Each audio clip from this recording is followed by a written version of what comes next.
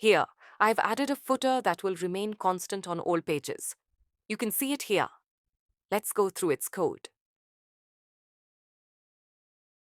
Here, we have imported React, the footer.css file for styling, and social media icons from the React Icons library to enhance the footer design.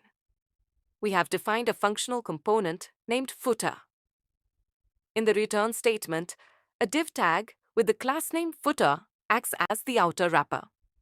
Inside this main footer wrapper, another div tag with the class footer sections is added to organize the content into 3 horizontal sections, as you can see here. In the first footer section, we display the company name using an H3 tag, the tagline inside a P tag, and social media icons wrapped in anchor tags. These anchor tags link to Facebook, Twitter, Instagram, and LinkedIn. The target equals blank attribute ensures that the links open in a new tab. The second section displays the contact information, including the phone number and email address. The third section provides the company's address under the About Us header. Let's review the footer.css code. We start with the footer class, which acts as the outer wrapper for the footer. The background is set to a light purple for a clean, professional look. The footer is designed as a flex container arranged in a column, with its contents centered both vertically and horizontally. Next, we have the footer sections class, which is the container holding the 3 sections. It uses displayFlex to arrange the sections side by side horizontally. The property justify content. Space between ensures even spacing between these sections. Additionally, a max width of 1200 pixels is set to prevent the footer from stretching too wide on larger screens. Each individual section is styled using the footer section class. This class is also a flex container, but arranged in a column. Each section occupies 30% of the available width, ensuring even distribution. The footer logo class is specifically for the company name and tagline.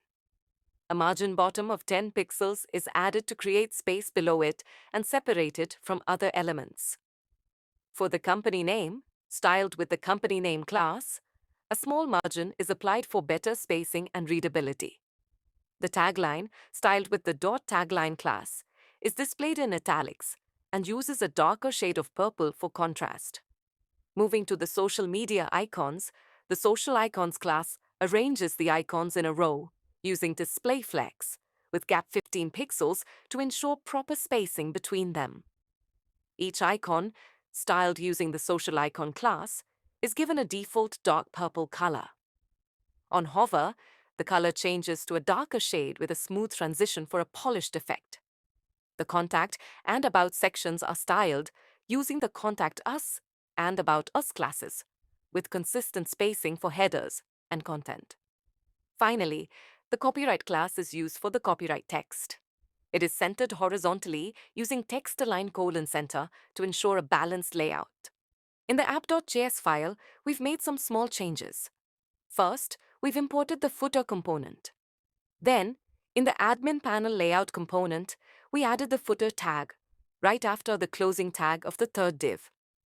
By placing the footer tag at the layout level, it ensures that the footer is always displayed on every page that uses the admin panel layout.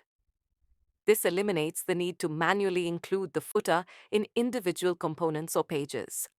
That's it. These simple changes will give us this new footer layout.